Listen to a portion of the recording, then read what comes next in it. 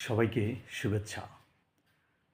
সখীপুর বাসাইল টাঙ্গাইল ৮ আসনের নির্বাচনী খবর।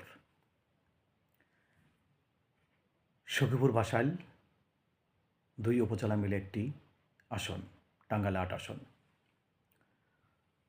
এই টাঙ্গাইল ৮ আসনে প্রতীক বরাদ্দের খবরাখবর।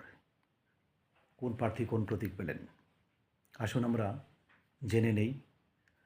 সখীপুর বাসাইলের অর্থাৎ টাঙ্গাইল ৮ আসনের যারা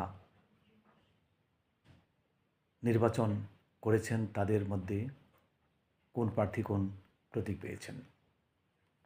অ্যাডভোকেট আহমেদ আজম খান, তিনি বিএনপির মনোনীত প্রার্থী।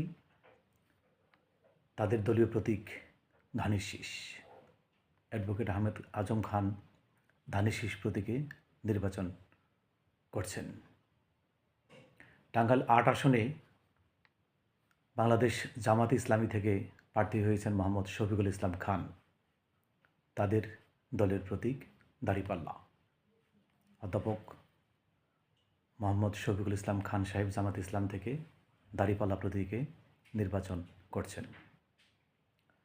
স্বতন্ত্র প্রার্থী সখীপুর বাসাইলে সালাউদ্দিন আলমগীর, তিনি হরিণমার্কায় স্বতন্ত্র প্রার্থী থেকে নির্বাচন করছেন।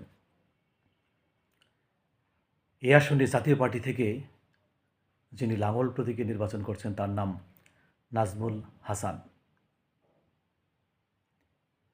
এরশাদের লাঙ্গল প্রতীক জাতীয় পার্টির, সেই লাঙ্গল প্রতীকে জাতীয় পার্টি থেকে বাসাইল সখীপুরে যিনি নির্বাচন করছেন তার নাম নাজমুল হাসান।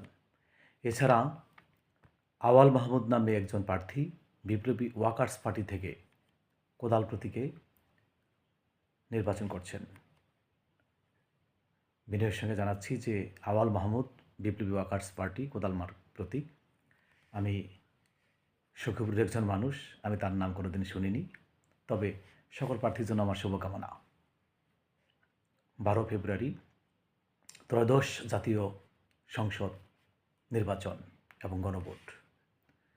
দেখা যাক সখীপুর বাসাইলের মানুষ, লাখ লাখ ভোটার, মহান আল্লাহ যাকে লিখে রেখেছেন আমাদের এই সখীপুর বাসাইলের সেবক হিসেবে, অর্থাৎ টাঙ্গাইল 8 আসনের কে হবেন 12 ফেব্রুয়ারির সাংসদ, কে হবেন আমাদের সখীপুর বাসাইলের সেবক, সেটি জনগণ ভোট দিয়ে নির্বাচিত করবেন। জনগণ যাকে ভোট দিবেন তিনিই হবেন। তবে মহান আল্লাহ আগেই তাকে লিখে রেখেছেন যিনি আসলে আমাদের সেবক হবেন। সকল প্রার্থীর জন্য শুভকামনা এবং ভালোবাসা। আবারও একটু জানিয়ে দিই যে সখীপুর বাসাইল টাঙ্গাইল 8 আসনে বিএনপি থেকে ধানের শীষ প্রতীকে নির্বাচন করছেন অ্যাডভোকেট আহমেদ আজম খান। বাংলাদেশ জামাতে ইসলামী থেকে দাঁড়িপাল্লা প্রতীকে নির্বাচন করছেন মোহাম্মদ শফিকুল ইসলাম খান। স্বতন্ত্র প্রার্থী থেকে নির্বাচন করছেন সালাউদ্দিন আলমগীর হরিণ প্রতীকে। জাতীয় পার্টি থেকে নাজমুল হাসান লাঙ্গল প্রতীকে নির্বাচন করছেন। এছাড়া আওয়াল মাহমুদ, তিনি বিপ্লবী ওয়ার্কার্স পার্টি থেকে কোদাল প্রতীকে নির্বাচন করছেন। সবার জন্য ভালোবাসা এবং শুভেচ্ছা।